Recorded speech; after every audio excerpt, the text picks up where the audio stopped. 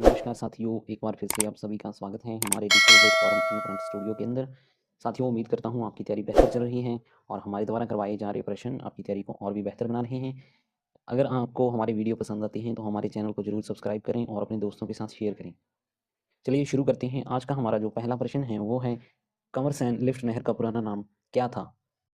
Option दी गई हैं गंदेली सावा लिफ्ट नहर, गजनेर लिफ्ट नहर, कोलायत लिफ्ट नहर, बीकानेर लूणकरणसर लिफ्ट नहर। तो अब इन चारों ऑप्शन में से हमारा जो राइट आंसर होगा वो हो जाएगा ऑप्शन डी। कंवरसैन लिफ्ट नहर का जो पुराना नाम है वो है बीकानेर लूणकरणसर लिफ्ट नहर। अगला प्रश्न है, इंदिरा गांधी नहर परियोजना में सबसे अधिक लिफ्ट नहर योजनाएं किस जिले में हैं? ऑप्शन दी गई हैं इसके अंदर साथियों, जोधपुर, जैसलमेर, हनुमानगढ़ व बीकानेर। अब इन चारों ऑप्शन में से हमारा जो राइट आंसर हो जाएगा तो वो हो जाएगा ऑप्शन डी, बीकानेर। बीकानेर के अंदर इंदिरा गांधी नहर परियोजना में सबसे अधिक लिफ्ट नहरें बनाई गई हैं। अगला प्रश्न है, बीकानेर शहर को पेयजल की आपूर्ति होती है?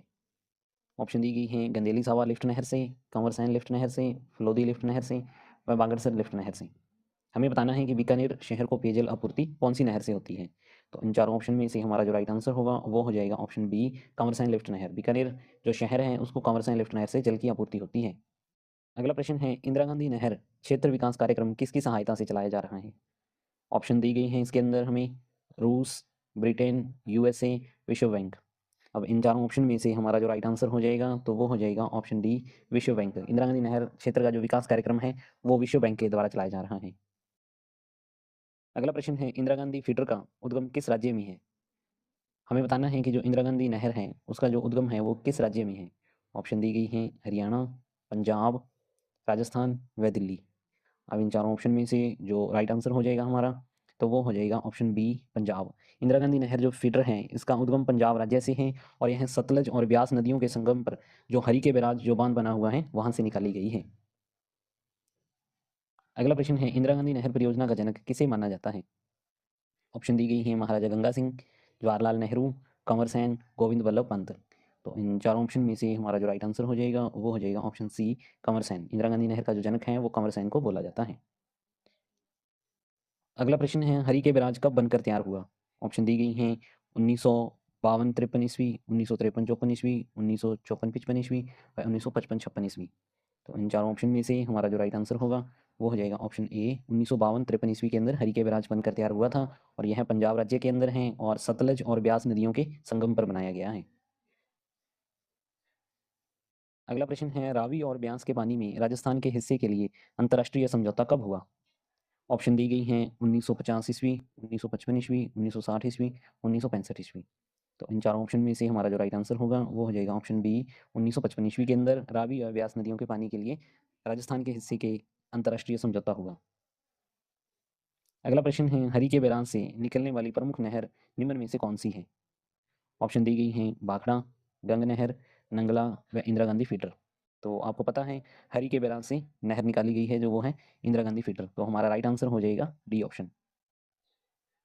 अगला प्रश्न है, इंदिरा गांधी मुख्य नहर के निर्माण का कार्य पूर्ण हुआ? ऑप्शन दी गई हैं दिसंबर 1996, जनवरी 1995, दिसंबर 1986 में व जनवरी 1984 में। हमारा जो राइट आंसर हो जाएगा वो हो जाएगा ऑप्शन सी, दिसंबर 1984 में इंदिरा गांधी मुख्य नहर का निर्माण कार्य पूर्ण हुआ था। अगला प्रश्न है, इंदिरा गांधी नहर परियोजना में लिफ्ट योजनाएं बनाने का उद्देश्य है? ऑप्शन दी गई हैं जल की आपूर्ति को नियमित करना, मनोरंजन के क्षेत्र विकास करने हेतु, पेयजल और सिंचाई हेतु जल के स्तर को ऊंचा उठाने के लिए, शाखा एवं मित्रिकाओं के निर्माण के लिए। तो हमारा जो इसके अंदर राइट आंसर हो जाएगा, पेयजल एवं सिंचाई हेतु जल के स्तर को ऊंचा उठाने के लिए इंदिरा गांधी नहर परियोजना में लिफ्ट योजनाएं बनाई गई थी। अगला प्रश्न है, मेगा पाटकर द्वारा किस परियोजना का पर्यावरणीय दृष्टिकोण से विरोध किया गया? ऑप्शन दी गई हैं इसके अंदर सरदार सरोवर बांध परियोजना, व्यास परियोजना, जाखम परियोजना व माही परियोजना। तो अब इन चारों ऑप्शन में से हमारा जो राइट आंसर हो जाएगा वो हो जाएगा ऑप्शन ए, सरदार सरोवर बांध परियोजना। सरदार सरोवर बांध परियोजना का मेगा पाटकर के द्वारा पर्यावरणीय दृष्टिकोण से विरोध किया गया। अगला प्रश्न है, गंग नहर को इंदिरा गांधी नहर से जोड़ा गया है? ऑप्शन दी गई हैं गजनेर के निकट, लोहागढ़ के निकट, साधुवाली के निकट, पौंग के निकट। तो अब इन चारों ऑप्शन में से हमारा जो राइट आंसर होगा वो हो जाएगा ऑप्शन बी, लोहागढ़ के निकट इंदिरा गांधी नहर को गंग नहर से जोड़ा गया है।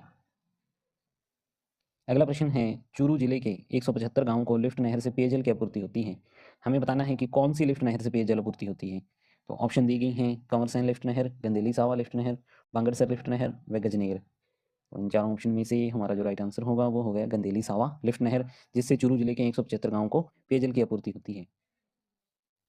अगला प्रश्न है, जोधपुर शहर को पीने का जल प्रदान करने वाली जोधपुर की लिफ्ट कैनाल का नाम बताइए।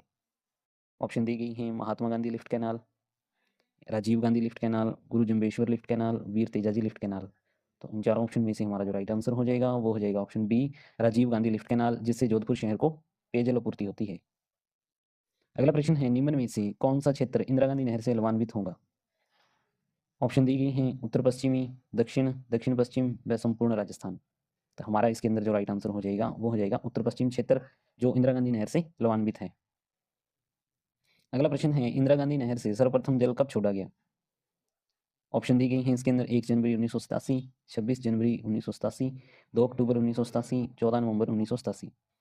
तो इसके अंदर हमारा जो राइट आंसर हो जाएगा वो हो जाएगा ऑप्शन ए, 1 जनवरी 1987 को इंदिरा गांधी नहर से जल छोड़ा गया।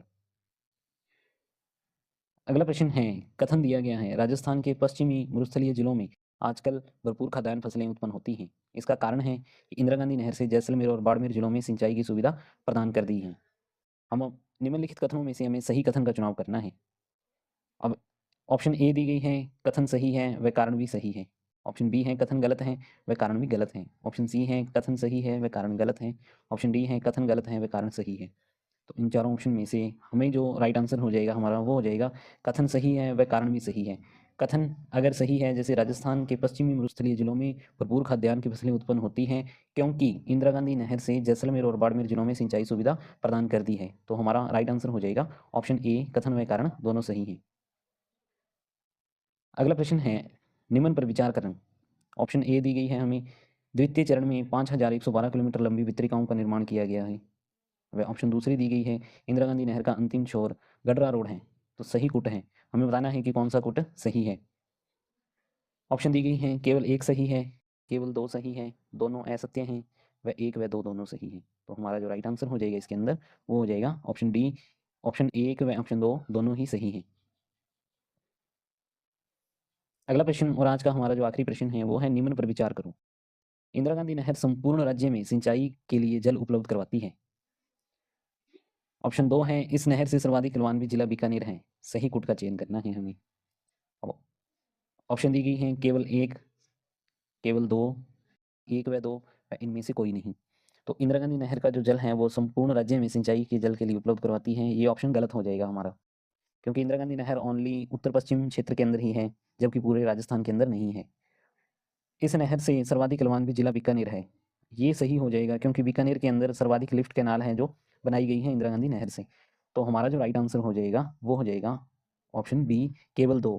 केवल दो जो कुट है वो हमारा सही कुट है, और केवल एक है जो वो गलत हो जाएगा। साथियों, ये थे आज के हमारे 20 प्रश्न। उम्मीद करता हूँ आपको पसंद आएंगे। अगर हमारी वीडियो अच्छी लगती हैं तो हमारे चैनल को सब्सक्राइब करें और ज़्यादा से ज़्यादा अपने दोस्तों के साथ शेयर करें और अपनी तैयारी को बेहतर बनाते रहें। थैंक यू, धन्यवाद।